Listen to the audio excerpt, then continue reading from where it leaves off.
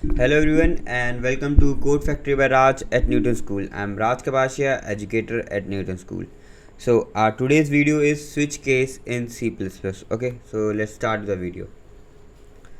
So we are going to learn about the switch case and we are going to do a program on switch case also. थोड़ा हम देखेंगे पहले switch case होता क्या है, कैसे उसके केसेस वर्क करते हैं और उसके बाद हम क्या करेंगे, स्विच केस का प्रोग्राम करेंगे. Okay, so a switch case allows a variable to be tested for equality against a list of values. Okay, इससे पहले हमने इफ़ एल्स देखा था जिसमें हम वैल्यू चेक कर रहे थे. लाइक इफ़ अगर ये होगा नहीं तो फिर एल्स, एक दो कंडीशंस थी, अगर इफ़ ट्रू नहीं है तो एल्स में तो जाएगा. अभी स्विच केस क्या कर रहा है, switch case statement allows a variable to be tested for equality against a list of values. So आपके पास एक एक्सप्रेशन आएगा, जैसे आप यहाँ देख सकते हैं साइड में सिंटेक्स में एक्सप्रेशन. सो इस एक्सप्रेशन के अकॉर्डिंग ये क्या करेगा, ये आगे चेक करेगा.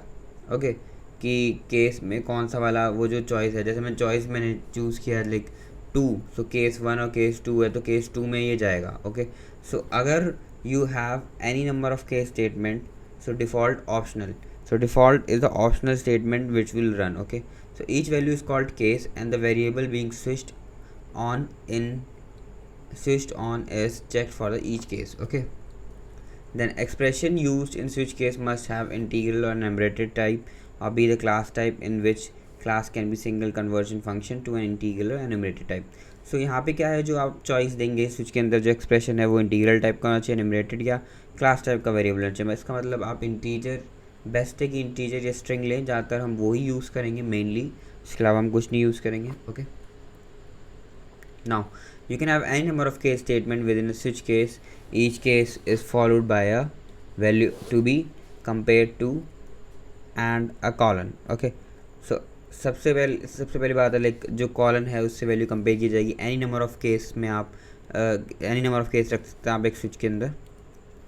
सो next, let's move on to next type. Okay, the constant expression for a case must be same data type as the variable in the switch. सो जो एक्सप्रेशन हमने स्विच में लिया है, मतलब यहाँ पे जो चॉइस लिया है उसका सेम डेटा टाइप होना चाहिए केस के आगे वाले जो हम वो ले रहे हैं, क्योंकि वो उससे फिर वेरीफाई करेगा. ओके, सो लेट्स सी, उसमें हम प्रोग्राम में देखेंगे कि क्या एरर आ रहा है. When the variable being switched on is equal to the case, the switch following that case will be executed until a break statement is reached. अब क्या हुआ, ब्रेक स्टेटमेंट का हम देखते हैं क्या है. क्या हुआ, अगर एक केस हमने रन कराया, जैसे यहाँ पे टू था और यहाँ पे केस टू सबसे पहले, तो जिसकी स्टेटमेंट और रन हो जाएगी. ब्रेक का मतलब वो आगे वाले केसेस में जाएगा ही नहीं. ओके, सो वो वहीं ब्रेक हो जाएगा, वो आगे वाले केसेस में नहीं जाएगा. When a break statement is reach, the switch case terminate and the flow control jumps to the next line following the switch statement.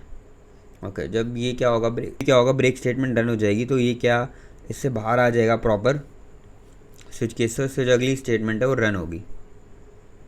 Okay, so now a switch statement can have optional default case. तो default case आपका optional है कि आप रखो या ना रखो, which appear at the end of switch case. The default case can be used performing a task when none of the case is true. No break is needed to the default case. Okay, तो ये चीज़ का ध्यान रखिएगा. तो यहाँ पे एक मैंने एग्जांपल करा है जहाँ पे मैंने डे को चॉइस रखा है, जैसा आप देख पा रहे हैं, जिसमें स्विच के अंदर क्या है, डे रखा है मैंने. डे किस टाइप का है, इंटीजर टाइप का है. ओके, यहाँ पे केस वन है मेरा Monday, case two Tuesday, 3 Wednesday, 4 Thursday, 5 Friday and 6 Saturday and 7 Sunday. तो यहाँ पे क्या है, डे मेरा 4 है, तो डे अगर मेरा 4 है तो ये थर्सडे प्रिंट करना चाहिए.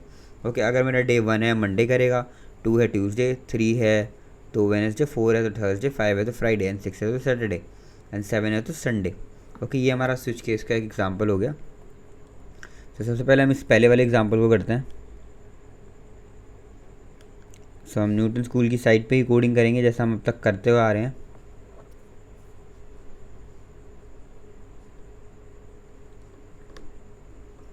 यहाँ पे हमारे कुछ पहले प्रोग्राम्स हैं, तो यहाँ से मैं कॉपी कर लेता हूँ. अवॉइडिंग जो पहली लाइन है वो लिख ले, अवॉइड करने के लिए. यहाँ पे हम नया प्लेग्राउंड बनाएंगे, तो जिसका नाम हम रखेंगे स्विच.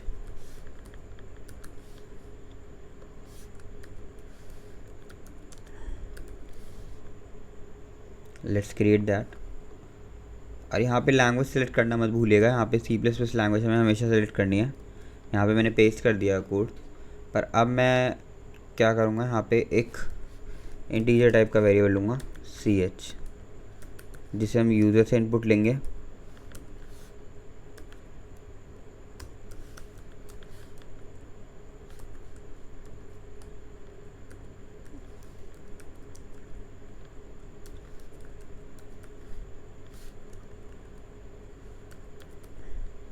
Enter choice. ओके, तो यूज़र से मैंने चॉइस इनपुट ले ली है। इसके बाद मैं स्विच लगाऊंगा। स्विच का सिंटेक्स ऐसे होता है, स्विच कीवर्ड एंड देन इसके ब्रैकेट में जो होगी इसकी चॉइस आएगी एंड देन ब्रैकेट स्टार्ट हो जाते हैं। Then first case 1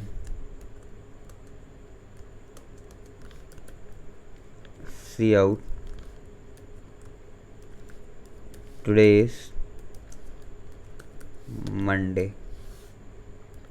okay, then यहाँ पे हम अभी ब्रेक का इस्तेमाल करेंगे। देन उसके बाद हम ब्रेक नहीं यूज़ करेंगे ताकि हम देख सकें कि ब्रेक नहीं यूज़ करते तो क्या होता है। सबसे पहले तो हम ब्रेक यूज़ करेंगे अभी के लिए। यानी यहाँ पे आएगा केस 2 ब्रेक, देन इसकी स्टेटमेंट अंदर वाली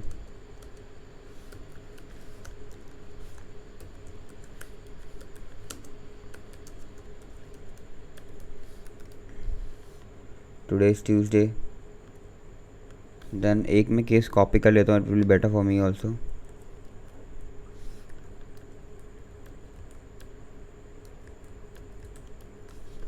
तो यहाँ पे मेरा केस 2 तक हो गया। नाउ मेरा केस 3 आएगा यहाँ पे। टुडे इज़ वेडनेसडे,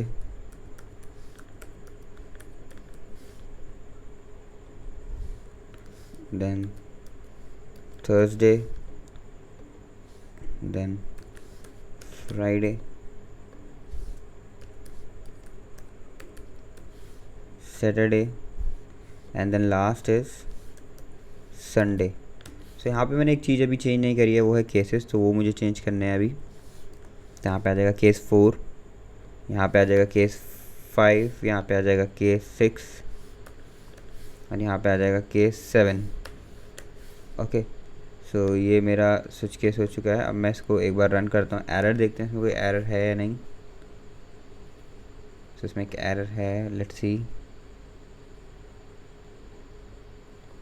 ओके, सो यहाँ पे हमने सेमीकोलन नहीं लगाया है। ओके, यहाँ पे भी हमने सेमीकोलन नहीं लगाया, तो ये चीज़ों का थोड़ा ध्यान रखिएगा। सिंटेक्स एरर,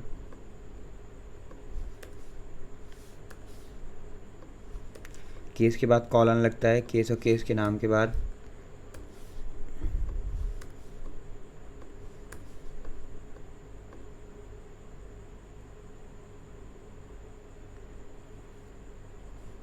रन हो गया।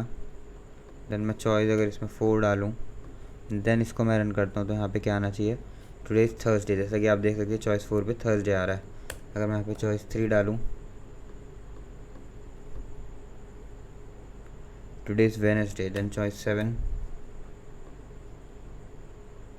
Today is Sunday. अब मैं क्या करूँगा, केस 1 के बाद ब्रेक हटा दूँगा एंड लेट्स सी लाइक क्या होता है अगर मैं केस 1 लिखता हूँ। तो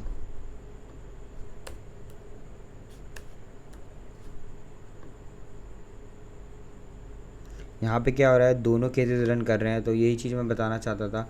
अगर कोई आपका केस ट्रू होगा उसके बाद ब्रेक नहीं है, तो अगला जिसका इमीडिएट केस है उसमें कंडीशन चेक नहीं होगी, वो भी उसको प्रिंट करा देगा।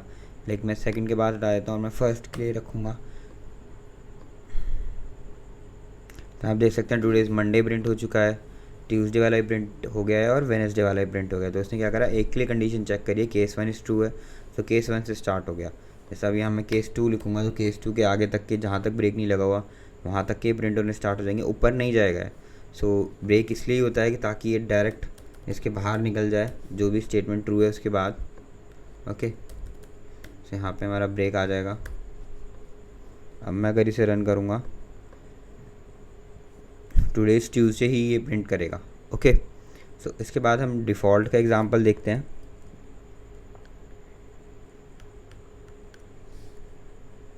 This is example of default. in day equals to 4 switch day case 6 today is Saturday and case 7 today is Sunday and then break and then default looking forward to the weekend. so यहाँ पे हम देखते हैं. यहाँ पे मैं क्या करता हूँ, अगर कोई और डे डालेगा तो वो डिफ़ॉल्ट में चला जाएगा.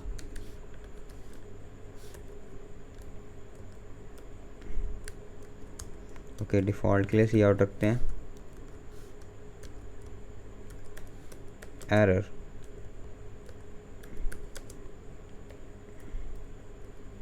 Error no day found.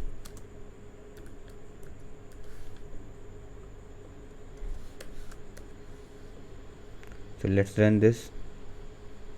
So it is giving output, okay, semicolon.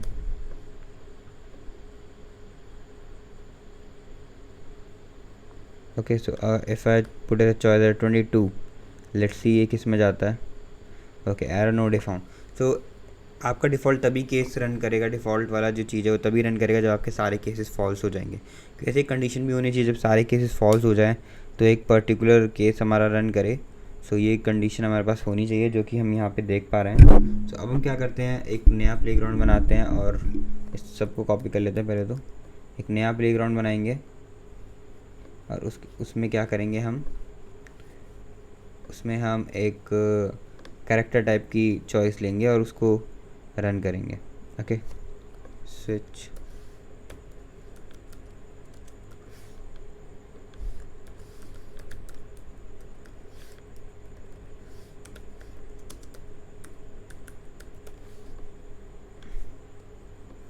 Okay. यहाँ पे हम इसको C++ करते हैं.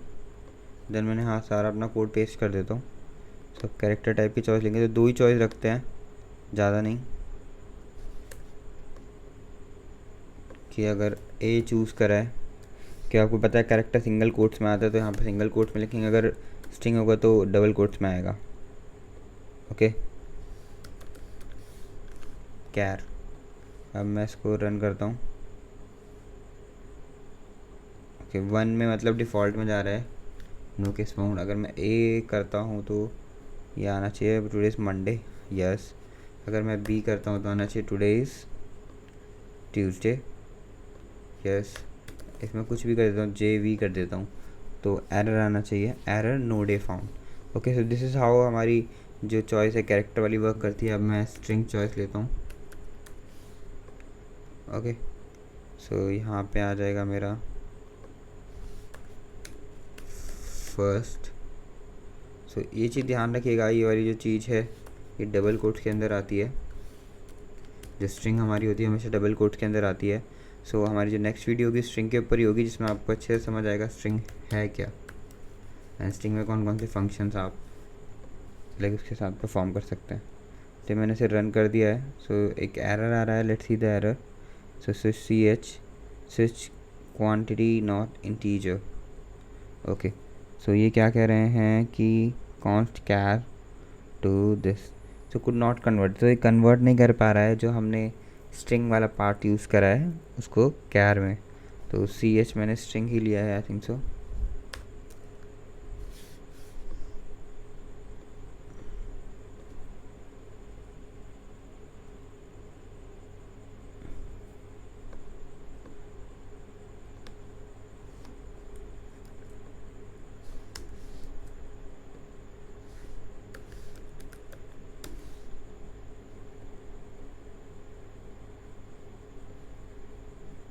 C++ में स्ट्रिंग का S स्मॉल आता है. Now let me run this. Okay so अगर मैं कैरेक्टर एरे लेता हूँ देन इट विल वर्क.